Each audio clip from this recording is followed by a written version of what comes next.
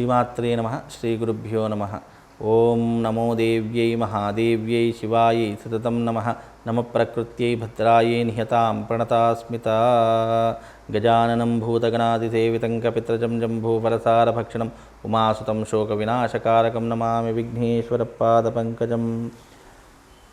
విఘ్నేశ్వరుడు విఘ్నాలను దూరం చేసేటటువంటి వాడు, ఎన్నో రకాల ఆటంకాలను మనకు రాకుండా చేసేటటువంటి వాడు ఎవరు అనంటే కనుక సాక్షాత్తు శ్రీ మహాగణపతి. ఇక్కడ సంకష్టహర చతుర్థి అనేటటువంటిది గణపతికి సంబంధించినటువంటి ప్రధానమైనటువంటి క్రతువు ఒకటి ఉంది. ఈ సంకష్టహర గణపతి యొక్క వ్రతాన్ని ఎవరైతే ఆచరిస్తారో నిజంగా వాళ్ళకు ఆటంకాలు లేకుండా, ఎలాంటి విఘ్నాలు రాకుండా ఆ విఘ్నేశుడు ఎప్పుడు కూడా చల్లగా చూస్తూ ఉంటాడని మనకు శాస్త్ర ప్రామాణికంగా చెప్పడం జరిగింది. అయితే ఇక్కడ సంకష్టహర చతుర్థి అంటే ఏంటో తెలుసుకుందాం. సంకష్టములు అంటే మనం భరించలేనటువంటి కష్టములు. ఇక మనకు జీవితంలో ఈ కష్టం వస్తే ఇంకోసారి మనం ఉండలేము అని అనుకునేటటువంటి కష్టాలు మీ జీవితంలో ఏవైతే ఉన్నాయో వాటన్నిటిని దూరం చేస్తాడు. ఆ కష్టాలు ఏవైనా కావండి, ఒక్కొక్కరికి అప్పుల సమస్యలు, ఒక్కొక్కరికి ఫ్యామిలీల గొడవలు, మరొకరికి బిజినెస్లో ఇబ్బందులు, మరొకరికి వాళ్ళ ఫీల్డ్లో ఉద్యోగంలో ఇబ్బందులు, ఏ ఫీల్డ్ అయినా సరే. అంటే ఇక్కడ అర్థం సంకష్ట చతుర్థి డీకోడ్ చేస్తే ఏమొస్తుంది? సంకష్టములు అంటే భరించలేనటువంటి కష్టములను, హర చతుర్థి అంటే హరింపజేసేటటువంటి చతుర్థి సంకష్టహర చతుర్థి. ఇది విఘ్నేశ్వరుడికి సంబంధించినటువంటి క్రతువు. అంటే మన జీవితంలో ఎప్పుడూ కూడా అనుభవించలేనటువంటి కష్టాలు, ఎప్పుడూ పడలేనటువంటి బాధలు ఎప్పుడైతే పడతామో అవి చాలా మట్టుకు మనిషిని కృంగదీస్తాయి. అలాగే మనం జీవితంలో ఎన్నో పనులు చేస్తూ ఉంటాము, ఏదో సాధిద్దాము, ఏదో చేద్దామని అనుకుంటాం. కానీ ప్రతి ఒక్కదానికి విఘ్నాలు ఎదురవుతాయి, ప్రతి ఒక్కదానికి ఆటంకాలు ఎదురవుతాయి. అలా ఆటంకాలను దూరం చేసేవారు ఎవరున్నారంటే ఆ యొక్క విఘ్నేశ్వరుడు మాత్రమే. కనుక రాబోయే ఈ శ్రావణ మాసంలో సంకష్టహర చతుర్థి అనేటటువంటిది ఎలా ఉపయోగించుకుంటే మీ జీవితంలో ఇక్కట్లన్నీ తొలగిపోతాయి, బాధలన్నీ తొలగిపోతాయంటే ఈ సంకష్టహర చతుర్థి రోజున తప్పకుండా మీరందరూ కూడా ఈ యొక్క ప్రవాళ గణపతి అనేటటువంటి లాకెట్ ఒకటి ఉంటుంది. ఈ ప్రవాళ గణపతి అనేటటువంటి లాకెట్ సంకష్టహర చతుర్థి రోజున మీరందరూ ధరించండి. అయ్యో గురుగారు మేము ఈ వీడియో చూడలేదండి, మేము వేసుకోవాలంటే ప్రతీ నెల సంకష్టహర చతుర్థి వస్తుంది.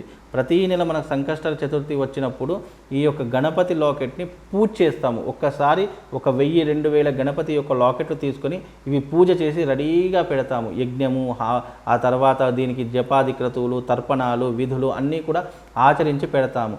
ఇది వేసుకుంటే గణపతి మీకు రక్షగా ఉంటాడు అనేటటువంటిది మీరు అర్థం చేసుకొని ఈ యొక్క గణపతి యొక్క లాకెట్ని మీరందరూ కూడా ధరించుకుంటే గణపతి యొక్క సంపూర్ణమైనటువంటి అనుగ్రహం కలుగుతుంది. మళ్ళీ ఇది ఎప్పుడు ధరించాలి? సంకష్టహర చతుర్థి రోజున చంద్రోదయం రోజున ధరించాలి. ఎప్పుడు? రాత్రి 8 నుంచి 9 గంటల మధ్యకాలంలో చంద్రోదయం అనేటటువంటిది అవుతుంది.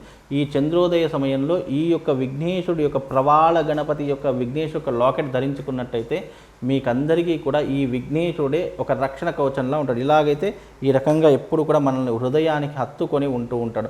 కనుక ఈ యొక్క గణపతి యొక్క లాకెట్ని ధరించండి. అలాగే ఈ యొక్క సంకష్ట చతుర్థి రోజున ముఖ్యంగా ఉపవాస దీక్షను ఆచరించండి. అంటే ఎవరైతే వ్రతం చేద్దాము అని అనుకుంటారో లేదా ఎవరైనా ఉపవాసం ఉందాము అని అనుకుంటారో వాళ్ళు తప్పకుండా ఉపవాస దీక్షను ఆచరించండి. ఈ ఉపవాస దీక్ష వల్ల గణపతి యొక్క సంపూర్ణమైనటువంటి అనుగ్రహం మనకు కలుగుతుంది. చాలా మట్టుకు ఉపవాసం అంటే 12 దాటింది అంటే రాత్రి 12 అయిందంటే కడుపు నిండా భోంచేస్తారు. కానీ ఉపవాస దీక్ష అలా కాదు. ఈరోజు సూర్యోదయం అయ్యింది, మళ్ళీ తెల్లవారి సూర్యోదయం వరకు ఏమీ తినకుండా ఉంటేనే దానిని ఉపవాసము అంటారు. శరీరం నిలబడడానికి శక్తి కావాలి కదా, దానికోసం సాత్వికమైనటువంటి ఆహారం, పాలు, పళ్ళు ఇలాంటివి రెగ్యులర్ అయినటువంటి ఆహారాలు మాత్రమే తీసుకోవాలి తప్ప విశేషంగా నేను టిఫిన్లు చేస్తాను, భోజనం చేస్తాను అంటే కనుక దాని ఉపవాసము అనేటటువంటి మాట రాదు. కనుక ఈ సంకష్టహర చతుర్థి అనేటటువంటి విషయానికి వస్తే ఉపవాస దీక్ష చేసి ఈ యొక్క ప్రవాళ గణపతిని మీ మెడలో వేసుకోండి. దాని ద్వారా మనకు ఆటంకాలు దూరం అయిపోతాయి, శత్రువులు మన జోలికి రాకుండా ఉంటారు. అలాగే మన జీవితంలో ఎన్నో బాధలు పడుతున్నటువంటి వారికి ఇది ఒక ఉపశమనంగా, ఇదొక పరిహారంగా మీ అందరికీ కూడా ఉపయోగపడుతుంది. కనుక దీనన్నిటికీ కూడా మంత్రశక్తిని ఆపాదన చేసి ఇస్తాం. ఎందుకంటే ఒక వస్తువు వేసుకున్నాం, ఇది మాకు షాప్లో దొరుకుతుందండి, ఎక్కడ పైన దొరుకుతుంది అని అంటే అలా కాదు. ఒక వస్తువుని మనం మంత్రించి ఉపాసన చేసి మంత్రశక్తిని ఆపాదన చేసి ఇస్తే అది మీకు ఒక రక్షణ కవచంలా ఉపయోగపడుతుంది.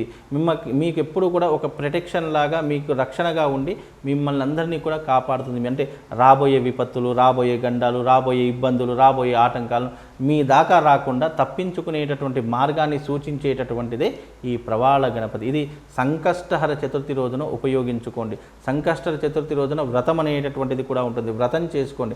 ముఖ్యంగా వివాహం కానటువంటి స్త్రీలు, సంతానం లేనటువంటి స్త్రీలు, కుటుంబంలో ఇబ్బందులు ఉన్నాయి, భార్యాభర్తల మధ్య సమస్యలు ఉన్నాయి అనుకునేటటువంటి వాళ్ళు, ఆర్థిక పరంగా ఇబ్బందులు ఉన్నాయి అనుకునేటటువంటి వాళ్ళు ఈ యొక్క ప్రవాళ గణపతిని ధరించుకోండి. తప్పకుండా మీకు శుభము, లాభము రెండూ కూడా చేకూరుతాయి. శ్రీమాత్రే నమః. శ్రీ గురుభ్యో నమః.